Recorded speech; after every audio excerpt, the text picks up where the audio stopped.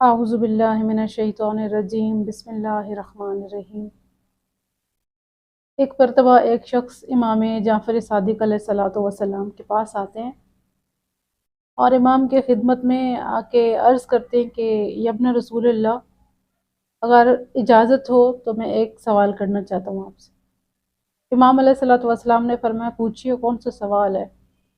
تو وہ شخص عرض کرتا ہے کہ یا ابن رسول اللہ، میں نے ایک خواب دیکھا ہے اور اس خواب میں نے اپنے داماد کو دیکھا ہے جس کو کچھ سال گزر گئے ہیں، وہ اس دنیا سے جا چکا ہے، یعنی اس کا انتقال ہو گیا ہے۔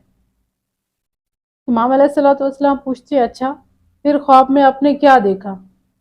تو وہ عرض کرتے کہ یا رسول اللہ، میں نے خواب میں یہ دیکھا کہ وہ میرا داماد جو مر گیا ہے وہ میرے خواب میں آیا ہے اور مجھے کہہ رہا ہے کہ میں آپ کو لینے آیا ہوں۔ ابن رسول اللہ، میرا سوال یہ ہے کہ کیا اس خواب کی تعبیر یہ ہے کہ میری زندگی کم ہونے والی ہے یا میں اس دنیا سے جانے والا ہوں؟ تو امام علیہ الصلوۃ والسلام نے جواب دیا نہیں، اس خواب کی تعبیر تو یہ ہے کہ تم جلدی زیارت امام حسین علیہ الصلوۃ والسلام سے مشرف ہوگے، امام حسین علیہ الصلوۃ والسلام کی زیارت تمہیں نصیب ہوگی۔ تو وہ شخص کہتا ہے سچی بولا؟ امام علیہ الصلوۃ والسلام فرماتے بالکل، آپ کو جلد ہی امام حسین علیہ الصلوۃ والسلام کی زیارت ہونے والی ہے۔